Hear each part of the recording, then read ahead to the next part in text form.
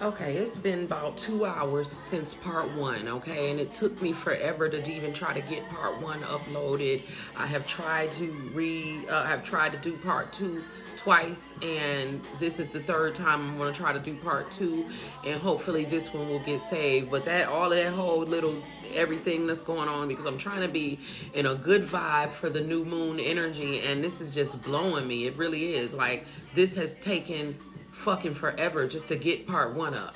You know what I'm saying? Like, ugh. Okay. I don't even remember where I was at. Okay, I'm just gonna go to the last cards in the on the Oshun deck, which was Alchemy, Transformation, and Change. Oshun, the Magi. I was talking about taking the energy that people throw at us and being able to transform that and transmute it and create whatever we want to create from it. Okay, and on the bottom of the deck was the Oshun of mercy, compassion, forgiveness, and empathy. And this is, it's like we've reached the point in the path where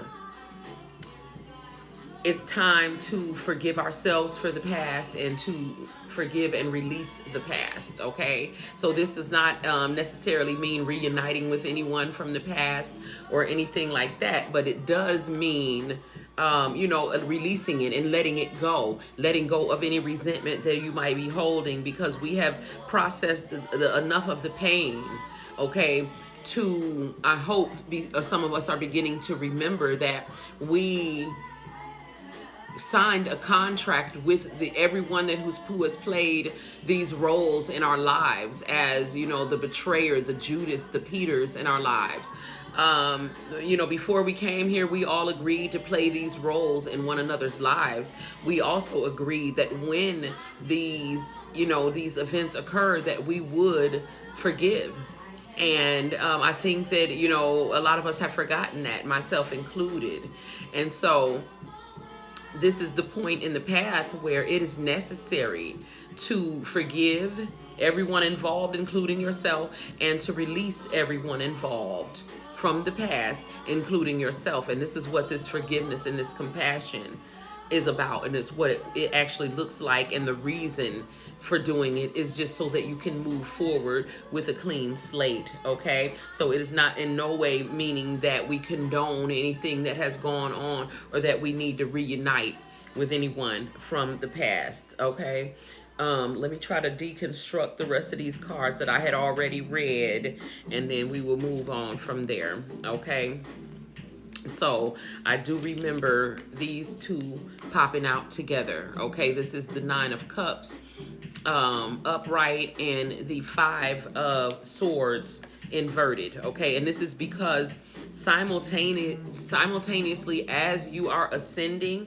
the people that played these roles in your lives, they are descending. Okay, and this is just divine balance. It's like the yin yang symbol flipping over, where the white was on top at first and now the black is on top. Okay, he who was first is last and she who was last is first. Okay, and that is what is happening. And so this is why those two popped out simultaneously.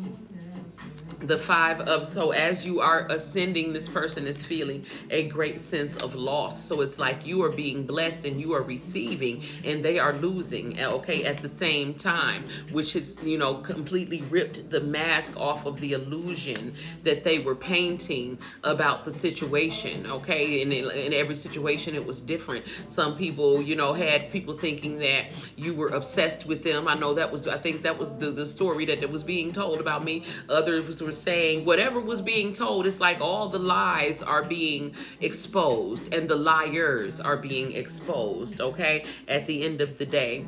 Okay, so then I pulled the Hierophant card and the Ace of Cups, okay, to clarify Oshun, the seductress. And this is because this is a mixture of the lessons that you've learned, okay, with the natural state of your heart, which is softness, but you have also gained you were always strong, okay, but you've gotten stronger. You took the meat and you left the bones from the trauma and everything that you've gone through, and it made you stronger, better, and wiser, more powerful. Okay, so it's like this combination of being soft and strong at the same time has made you even more magnetic, even more alluring, even more attractive, okay, in a very mysterious kind of way, okay? And it is because your heart has healed, okay, with the star card. You have processed the pain, you got through it, and in some way it had something to do with leaving a Knight of Wands behind, okay? A man who could not be faithful, a man who could not be monogamous, and probably someone who betrayed you, okay? And so you had to move forward from that person with the Chariot card here, and now you have the wand in your hand as far as being in control of your own reality, and also being this very sensual goddess energy that is very alluring, attractive, magnetic to the desires of your own heart, okay? Get into it. Let's go forward and clarify the Oshun of Resurrection, Spirit.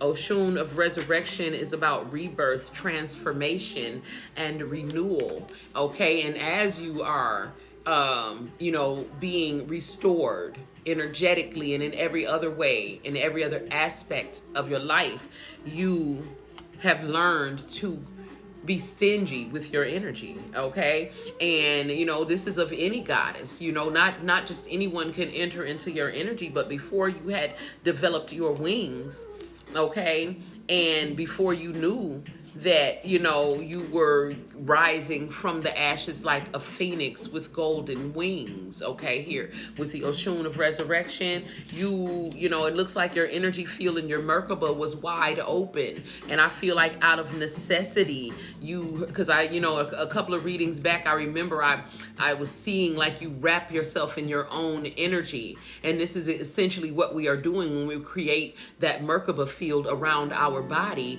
It is a protective field as well as a light vehicle, but that's a whole nother video. But yeah, this Four of Pentacles energy is you've learned how to protect and hold back your energy and to conserve your energy, and to determine whether or not someone is deserving of your energy before you just begin to pour into people. So this was a very painful and valuable lesson that you have learned along the way. What else, Spirit? Constantly in my arms is where you should be. Yeah, the universe. So everything that I was talking about pouring, you were pouring before, okay?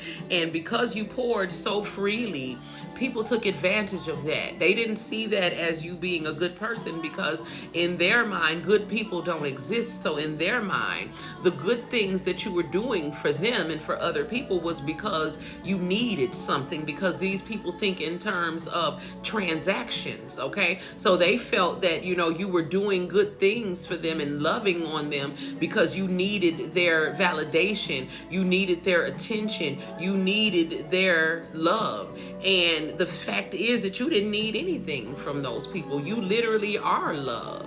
You come with your own abundance, and you brought everything to the table, okay? When I come to the table, I bring the juice, the water, the gravy, and the sauce, baby. And when I leave it, I take it with me. Okay, I am the water.